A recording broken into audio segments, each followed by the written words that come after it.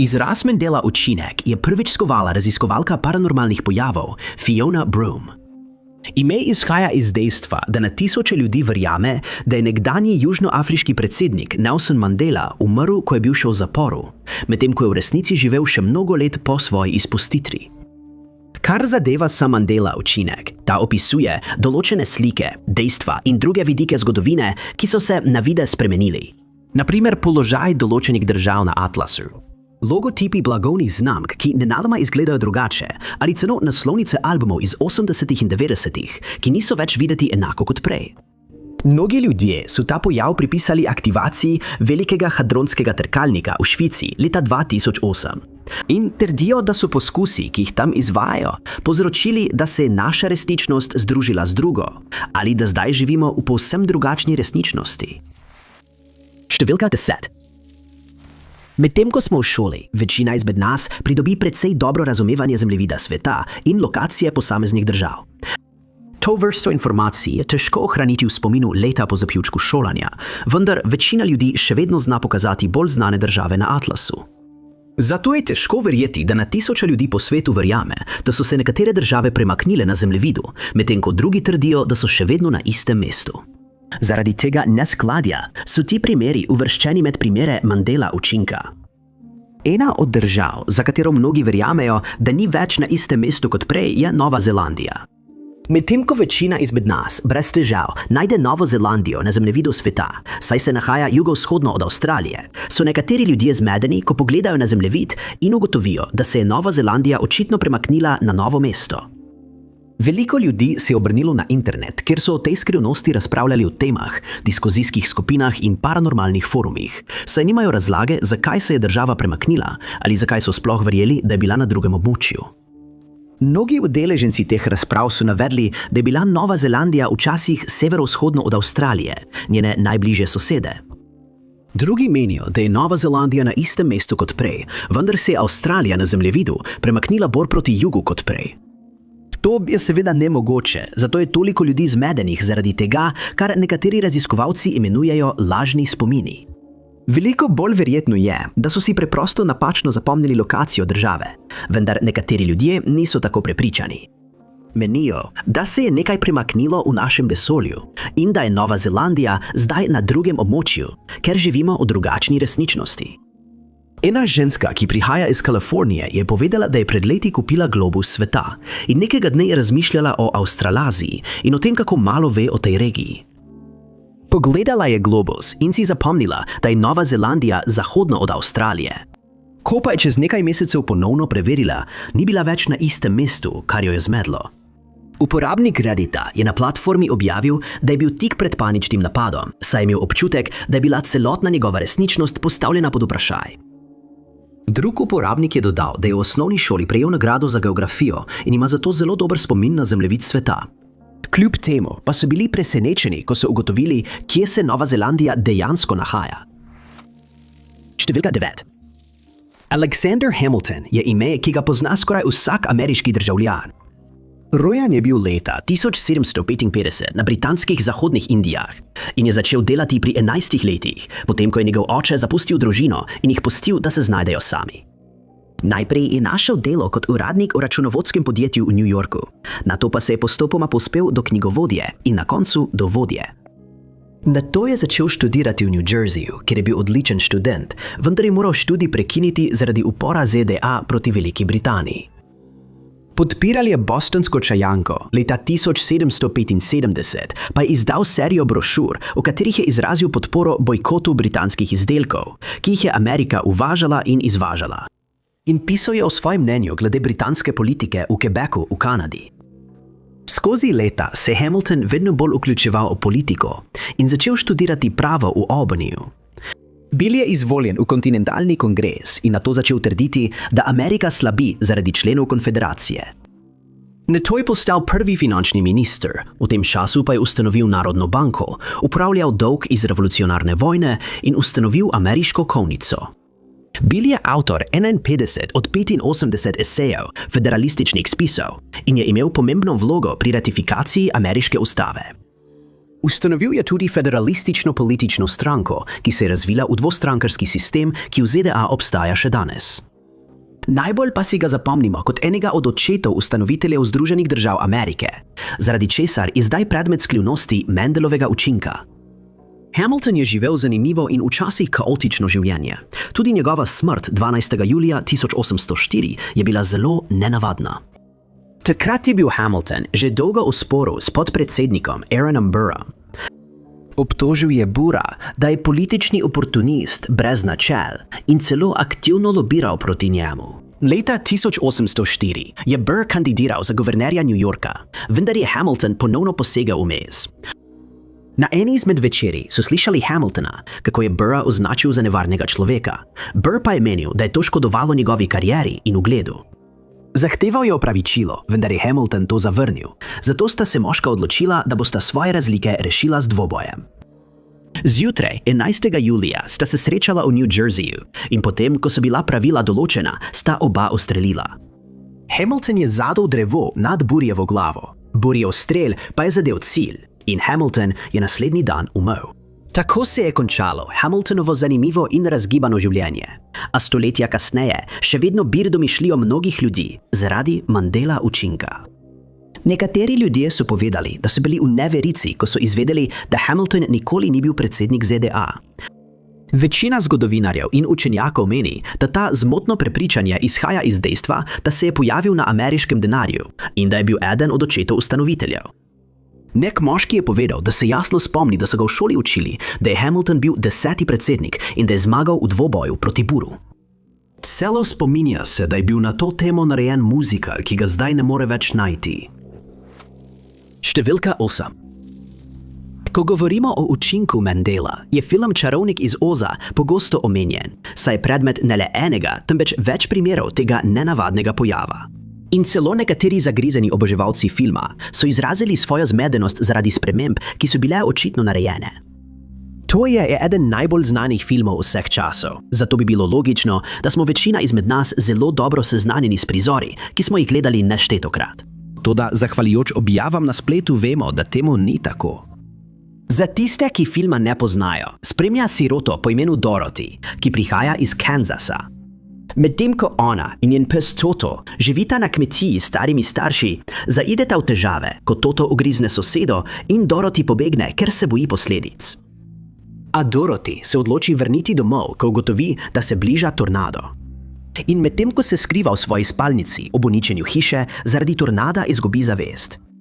Na koncu tornado njo in Tota odnese v Munchkinland vozu. Tukaj sreča kup zanimivih likov, vključno z dobro čarovnico, pločevinastim, levom, strašivom in drugimi. Strašilo potrebuje možgane, lev išče pogum, pločevinasti človek pa potrebuje srce. In vsi upajo, da bodo to našli s pomočjo čarovnika, ki živi v Smaragdnem mestu. Čarovnik se izkaže za šibkega starega moža in jim pomaga spoznati, da je bilo vse, kar so iskali, ves čas v njih samih. Dorothy ji rečejo, naj 3-krat udari s petami in ponovi stavek: nikjer ni tako kot doma. Nato pa se skupaj s Totom znajde nazaj v svoji posteli v Kansasu. Mnogi ljudje ga navajajo kot svoj najljubši film vseh časov, danes pa velja za klasiko. Toda, po mnenju nekaterih dolgoletnih oboževalcev, film skriva zloveščo skrivnost, saj naj bi ga spremenil Mendelov učinek. Nekateri se spomnijo, da je strašilo med iskanjem po gradu zle čarovnice v roki držal strelno orožje, vendar so bili presenečeni, ko so ob ponovnem ogledu filma ugotovili, da temu ni tako. Predlagano je bilo, da so zamenjali sekiro, ki jo nosi v zadnjem dejanju filma, za strelno orožje, ali pa so izmedli drugi liki, lev in pločevinasti mož, ki nosita meč oziroma mrežo. Potem je tu še slavni citat, ki ga izreče zla čarovnica z zahoda. Na neki točki se obrne na svoje leteče opice in reče: letite, moji lepi, kar velja za enega najbolj znanih citatov iz filma. A v resnici ta fraza ni bila nikoli uporabljena. Namesto tega reče: ne bo dolgo, moja lepa, ne bo dolgo. Poleg tega so si ljudje zapomnili, da je Doroteja nosila bele nogavice, čeprav je v resnici nosila bele in modre kariraste kratke nogavice. Toda najbolj znan Mandela učinek v zvezi s čarovnikom iz Oza je stavek: Toto, mislim, da nisva več v Kansasu. To Dorothy reče potem, ko pristanejo v deželi palčkov. V resnici pa reče: Toto, imam občutek, da nisva več v Kansasu. To je mnoge oboževalce pustilo v dvomih glede njihove resničnosti. Številka 7. Pop ikona Britney Spears je bila skozi leta deležna svojega deleža polemik. Nažalost so jo mediji pod drobnogled vzeli prav v času, ko je bila sredi duševne krize, kar mnogi pripisujejo temu, da je postala slavna pri tako mladih letih.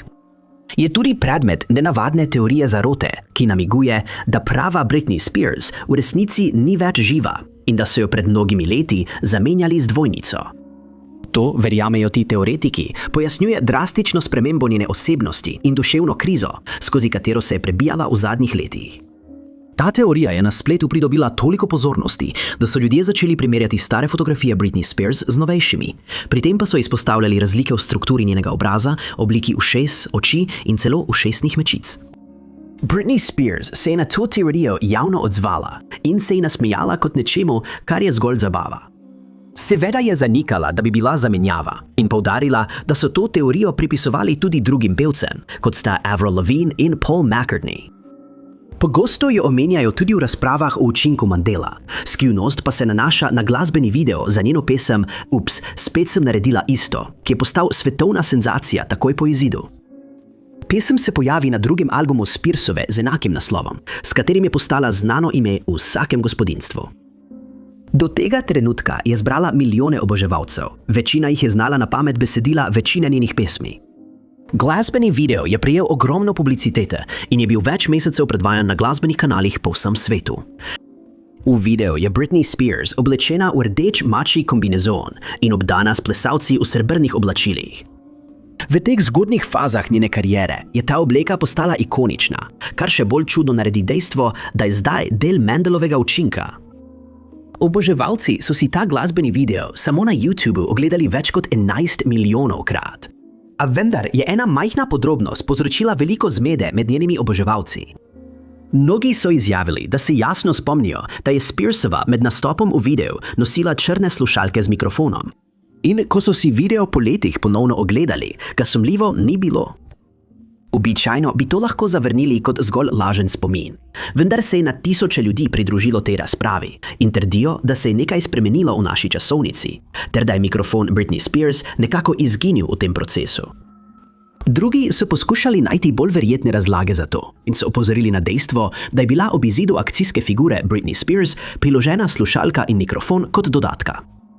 Opozorili so tudi, da je bila akcijska figura prodajana v istem kostumu, kot ga vidimo v glasbenem videu, in da naj bi prav od tu izvirala zmeda. Vendar pa so, kot je običajno pri primerih Mandelovega učinka, nekateri najbolj zvesti oboževalci Britney Spears trdili, da je bil video nekako spremenjen in da je zato kriv Mandelov učinek. Številka 6.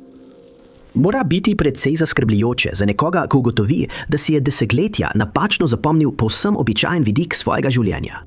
In ko se to zgodi, nekateri ljudje hitro za to okrivijo Mandelov učinek. Potem pa so tu še ljudje, ki resnično verjamejo, da se je njihova resničnost spremenila in da so imeli na začetku pravilne informacije, a so se te v njihovi novi resničnosti spremenile. Nekateri so to pripisali teoriji multiverzuma, medtem ko drugi verjamejo, da obstaja logična razlaga, kot je na primer napačen spomin ali učitelj, ki je pred leti učil napačne informacije. Morda bi kdo mislil, da je Mandelov učinek omejen na manj znana dejstva, kot je črkovanje določene blagovne znamke ali zgodovinski dogodek, ki se je zgodil pred mnogimi desetletji. A žal temu ni tako.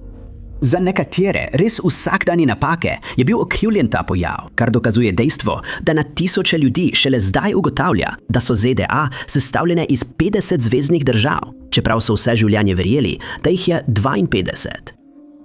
Ko so uporabniki interneta začeli o tej temi pisati na spletnih forumih, je bilo veliko ljudi presenečenih nad dejstvom, da je toliko drugih živelo v tej zmoti. To je sprožilo razpravo o Mandela učinku in o tem, ali je to resničen pojav ali ne, vendar do danes očitno ni bilo nobenega soglasja. Eden od uporabnikov je poskušal logično poiskati vzrok za to napako in predlagal, da so nekateri ljudje morda zmotno verjeli ali pa so jih učili, da sta Puerto Rico in Washington DC zvezni državi. Nekateri uporabniki so se strinjali, vendar so dodali, da so jih morda teh dejstev učili v drugi časovni liniji, kjer so ta območja obravnavana kot zvezne države, kar je celotno razpravo vrnilo na začetek.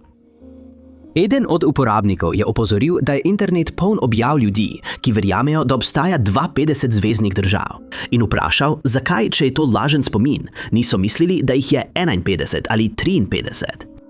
Objava za objavo sprašuje o 52 zveznih državah in nobeni drugi številki, kar je sprožilo nadaljnjo razpravo o tej temi. Eden od uporabnikov Reddita je objavil svojo izkušnjo z Mandelinim učinkom in povedal, da je kot otrok gledal epizodo otroške oddaje Arthur, ter da se spomni, da je bilo omenjeno, da je več kot 50 zveznih držav. V epizodi eden od likov narobe pove število zveznih držav in ga nato popravijo. Ko je uporabnik izvedel, da je zveznih držav le 50, se je odločil, da bo poiskal isto epizodo in jo je precej enostavno našel ter prevrtel na omenjeni del epizode. Na svoje presenečenje je lik res popravljen, vendar mu namesto 52 povedo, da je zveznih držav 50. Objavljalec komajda ni mogel verjeti temu, kar je slišal, in ni znal pojasniti, odkot izvira njegov lažni spomin. Številka 5. Ena izmed najbolj presenetljivih oseb, ki so vključene v razpravo o učinku Mandele, je mati Terezija, za katero nekateri verjamejo, da je bila kanonizirana v 90-ih letih, ko je bila še živa. Kasneje pa so izvedeli, da se to nikoli ni zgodilo. Mati Terezija se je rodila v Severni Makedoniji leta 1910, leta 1928 pa se je preselila na Irsko, kjer se je pridružila sestram Noreto. 6 tednov kasneje je odpotovala v Indijo, kjer je postala učiteljica in se odločila spremeniti svoje ime, ko je izrekla zaobljube. Izbrala je ime Terezija v čast francoski karmeličanski redovnici, ki je živela v 19. stoletju. Nato se je pridružila šoli sester Loreto in tam poučevala naslednjih 17 let. Vendar pa se je leta 1946 njeno življenje popolnoma obrnilo. Odločila se je, da se bo posvetila skrbi za bolne in revne, po čemer si jo danes tudi zapomnimo. Menijo, da je ta odločitev izhajala iz dejstva, da je bila priča revnim in bolnim ljudem, ki so se trudili preživeti v nekaterih indijskih predmestjih.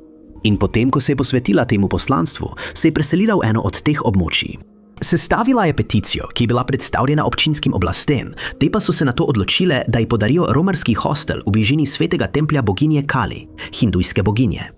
Tukaj je leta 1948 ustanovila misijonarke ljubezni. Postala je indijska prebivalka in kmalu začela prejemati donacije ter podporo z vsega sveta. Ustanovila je šole na prostem in medicinske ambulante za revne, več redovnic pa se je odločilo pomagati njenemu poslanstvu. Leta 1952 je ustanovila Hospic Kraj za čistega srca in vzpostavila še več drugih ustanov za slepe in starejše, ki so se soočali z invalidnostjo. Neto je imela ključno vlogo pri ustanovitvi Mesta miru, kolonije za tiste, ki so trpeli za gobavostjo. Leta 1971 je prejela nagrado za mir papeža Janeza 23. 8 let kasneje pa je prejela Nobelovo nagrado za mir za svoje delo z manj srečnimi ljudmi. Prejela je tudi najvišje civilno odlikovanje indijske vlade in njena zapuščina je bila zagotovljena.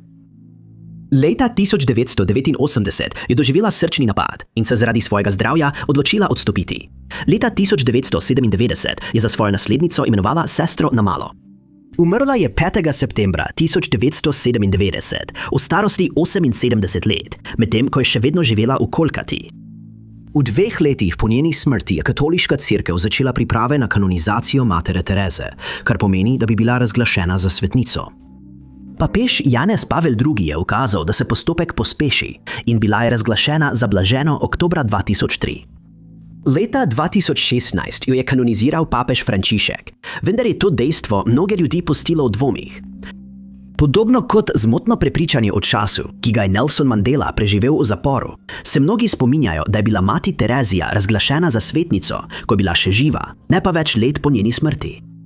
Veliko ljudi je takoj odšlo na družbena omrežja in internetne forume, kjer so zapisali, da se jasno spominjajo, kako se je mati Terezija pojavila na naslovnici revije Time ali Life z naslovom, ki je nakazoval, da je bila kanonizirana. O tem so celo govorili z nekaj družinskimi člani in vsi so se spomnili istega. To ni moglo pojasniti razlike v njihovih skupnih spominih. Tisoči drugih ljudi so delili isti lažni spomin in nihče ni mogel ponuditi razlage, zakaj. Številka 4. Kip Davida, ki ga je ustvaril umetnik Michelangelo, mnogi štejejo za eno najlepših kiparskih del, kar jih je bilo kdaj ustvarjenih. Idejo za kip so predlagali nadzorniki urada za dela v Firencah v Italiji.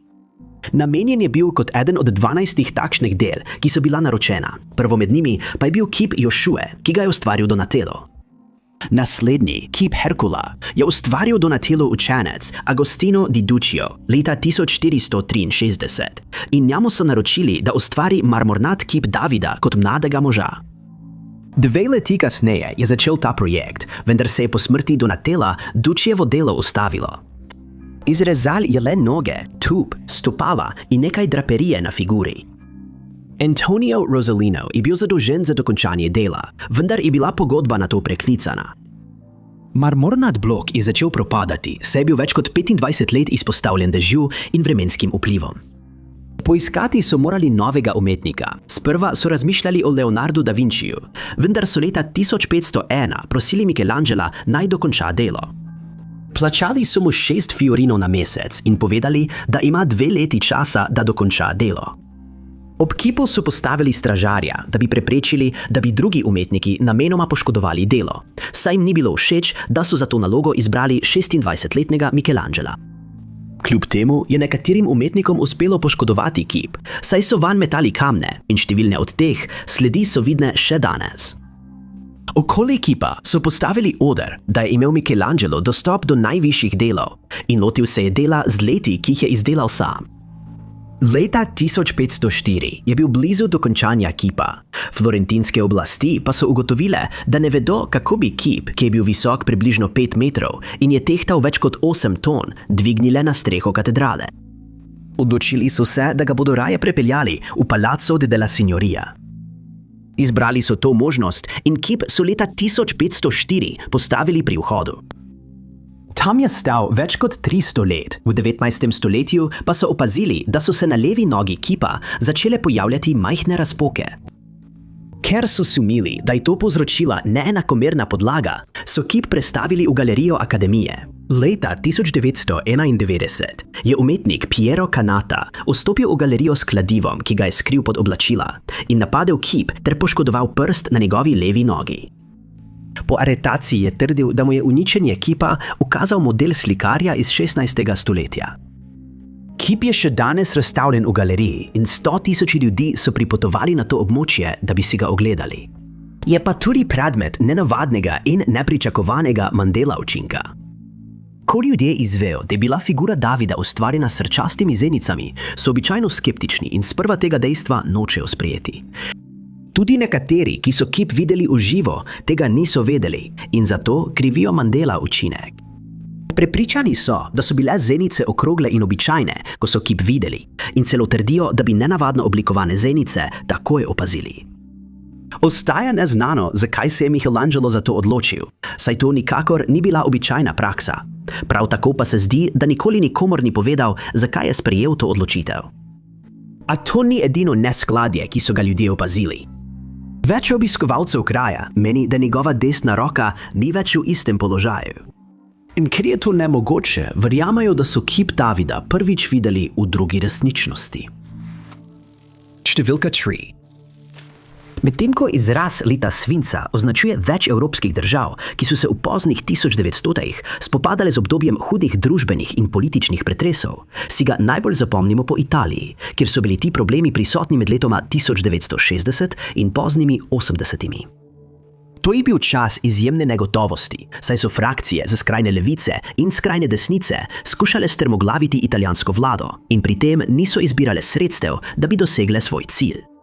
Organizirali so napade na lastno državo, zaradi česar je to obdobje dobilo ime po nepredstavljivi količini streliva, ki je bila porabljena med temi spopadi. Državljani Italije so bili prestrašeni, saj nikoli niso vedeli, kdaj lahko pričakujejo naslednji incident. Ker so bili ti napadi izvedeni brez upoštevanja javne varnosti, je veliko nedolžnih ljudi izgubilo življenje. 2. avgusta 1980 je bil eden najhujših napadov izveden na postaji Bologna Centrale. Ob 10:25 tistega jutra je član frakcije Oborožena revolucionarna jedra vstopil v čakalnico v drugem nadstropju postaje in tam pustil kovček, v katerem je bila eksplozivna naprava. Nihče ni opazil zapuščenega kočka, zaradi česar je bilo izgubljenih veliko življenj. Številni ljudje ga še danes navajajo kot najhujši dogodek v svinčenih letih. Mediji so hiteli na prizorišče in dokumentirali opustošenje, ki ga je napad pustil za sabo. Mnogi medijski fotografi so opazili, da so se ure na postaji ustavile ob času napada, ob 10:25, in so uporabili podobo ustavljene ure, da bi poudarili tragedijo, ki se je tisti dan zgodila. Toda po mnenju nekaterih ljudi se prav tam začnejo dejstva o uri nekoliko zapletati. Spominjajo se, da je bila ura namerno prepuščena pokvarjena ob tistem točnem času v spomin na tragedijo in da je nikoli niso popravili v čast tistim, ki so izgubili življenje ali bili ranjeni. Resnica je, da so uro hitro popravili in je več let delovala kot običajna ura.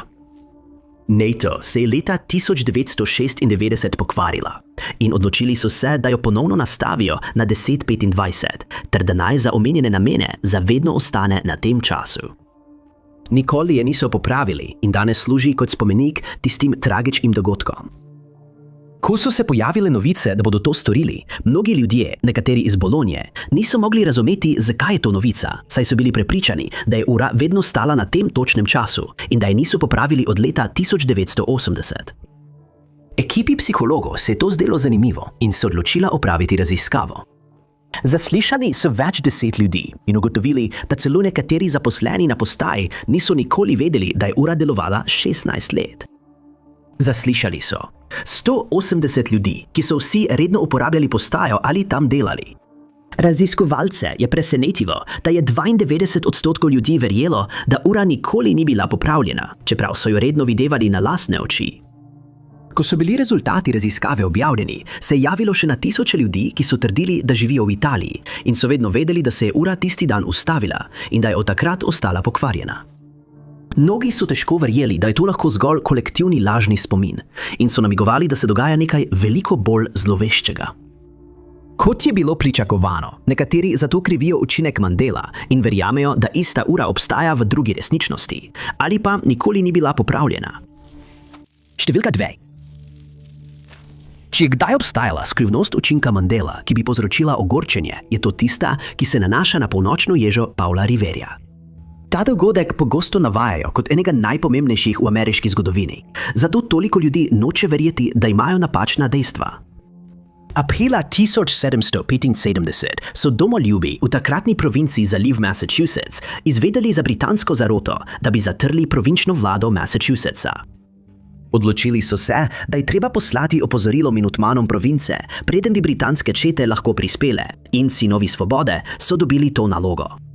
Joseph Warren se je odločil poslati Riverja v provinčni kongres v Concordu, kjer so domoljubi hranili največjo zalogo orožja. Ko je bilo opozorilo prejeto, so orožje umaknili iz Concorda. 14. aprila je bil general Thomas Gage po navodilih grofa Dartmoutha zadolžen, da razoroži vse upornike, ki so zbrali to orožje, ter aretira Johna Hancocka in Samuela Adamsa skupaj z več drugimi uporniki. 18. aprila sta bila Revere in Dawes obveščena, da so britanske čete krenile iz Bostona in se napotile proti Concordu, Lexingtonu in Cambridgeu. Verjeli so, da iščijo Hancocka in Adamsa, ter da voditelji v Lexingtonu niso bili seznanjeni z bližajočim se napadom. Potrebovali so poslati opozorilo, zato je River naročil zvonarju cerkve v Newtonu, naj bo pripravljen na signal. Tu bi bilo posredovano s pomočjo lantern. Če bi opazil, da se britanske čete približujejo po kopnem, naj bi prižgal le eno lanterno. Če bi prišli po morju, bi prižgal 2. To bi kolonistom v Charlestownu dalo dovolj časa za pripravo in ko je prišel čas, sta bili prižgani 2 lanterni. River je dal navodila, naj se sporočilo prenese v Charlestown, nato pa se je s čolnom odpravil čez reko Charles in se uspel izogniti kraljevi mornarici. Prišel je v Charlestown in se odpravil proti Lexingtonu, med potjo pa je opozarjal ljudi, da prihajajo Britanci. Ta trenutek v zgodovini je bil neštetokrat citiran, v številnih zgodbah pa je River prikazan, kako jezdi svojega konja in vpije: Britanci prihajajo, po morju, po morju. Težava s to različico dogodkov je v tem, da se nikoli niso zgodili. Verjame se, da te zmote izvirajo iz pesmi Henryja Wadswortha Longfellowa Paul Revere's Ride, v kateri je nakazano, da je River pogumno potoval sam. V resnici sta se mu pridružila William Dawes in Samuel Prescott. Do konca tiste noči pa je skozi območje potovalo že do 40 mož, ki so opozarjali vse, ki so jih srečali. V pesmi na koncu doseže Concord, vendar tudi to ni točno. Revere, Dawes in Prescott so jih Britanci prehiteli in so se morali razdeliti. Vsak je odjahal v drugo smer, vendar so Rivierja ujeli in zadržali v Lexingtonu. Dawes je padel s konja in se nato izgubil. Prescott pa je bil tisti, ki je uspel opozoriti prebivalce Concorda na prihajajoče čete. Številka 1. Bejzbol pogosto navajajo kot najljubšo ameriško prostočasno dejavnost. Vsako leto se v spomladanskih in poletnih mesecih ekipe iz glavne bejzbolske lige borijo za zmago na svetovni seriji, kar pa ni lahka naloga. Vsaka ekipa v rednem delu sezone odigra skupno 162 tekem, kar pomeni, da je do končnice vsako leto odigranih 2430 tekem rednega dela sezone. To navijačem omogoča, da svojo najljubšo ekipo večkrat vidijo igrati v eni sezoni. In jasno je, zakaj je ta šport še vedno tako priljubljen. Medtem ko je večina ljudi priložnostnih navijačev, so nekateri veliko bolj predani in si zapomnijo vse vidike športa, kot so statistike najbolj znanih igralcev, število zmag vsakega igralca, celo zgodovinske podatke, kot je nastanek igre, kar je privedlo do skrivnosti učinka Mandela. Prva omemba bejzbola sega v leto 1744 v britanski otroški knjigi z naslovom Majhna lepa žepna knjiga. Vendar pa je splošno sprejeto, da je Abner Doubleday, general zveze v ameriški državljanski vojni, izumil sodobna pravila bejzbola. In milijoni Američanov sploh ne vedo, da to ni res. Zgodba običajno navaja, da je država na začetku 20. stoletja poskušala utrditi svoj položaj na svetovnem prizorišču. Da bi to dosegli, so morali ugotoviti, kaj nekoga naredi pravega Američana, na primer neodvisnost, svobodo govora, individualizem in trdo delo. Hitro so predlagali, da ker je bejzbol ameriški šport, zajema vse, kar je ameriškega, se je že postal najljubša zabava naroda. A en moški je čutil drugače. Športni novinar Henry Chadwick je večkrat omenil dejstvo, da bejzbol izvira iz Anglije, saj so tam otroci že dolgo igrali igro imenovano rounders. Pravila so zelo podobna tistim, ki jih uporabljajo v bejzbolu, vendar je ta predlog razjezil veliko ljudi, med njimi tudi predsednika nacionalne lige Abrahama Millsa. Izjavil je, da je bejzbol tako ameriški kot Krištof Kolumb in da bi moral biti vsak, ki se z njim ne strinja, preklet. Odločil se je dokazati svoje stališče in ustanovil komisijo, ki naj bi raziskala izvor športa. V komisijo so smeli vstopiti le moški, ki so resnično verjeli, da je bejzbol povsem ameriški. In kmalu so prejeli pismo od rudarskega inženirja, imenovanega Abner Graves. Trdil je, da je bil prisoten, ko je Doubleday leta 1839 izumil igro, sam pa je bil takrat star 6 let. Kasneje se je izkazalo, da je bil Graves prevarant, ki je bil zaradi svojih zločinov poslan v zapor, in da je bil Doubleday leta 1839 star 20 let. Kljub temu, da je bilo to znano, se je komisija odločila, da kot izumitelja navede Doubledaya, da bi vse ostalo ameriško. A resnica bi sčasoma prišla na dan. V resnici ni bilo enega samega trenutka, ko bi bil bejzbol izumljen, in nihče ne more biti imenovan za njegovega izumitelja.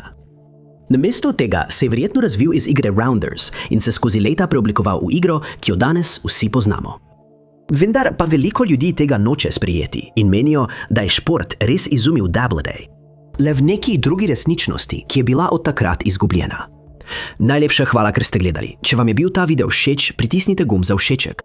Ne pozabite se tudi naročiti in klikniti zvonček za obvestila, da boste na tekočem z vsemi našimi prihodnimi objavami. Moje ime je Top 5 Unknowns in se vidimo v naslednjem videu.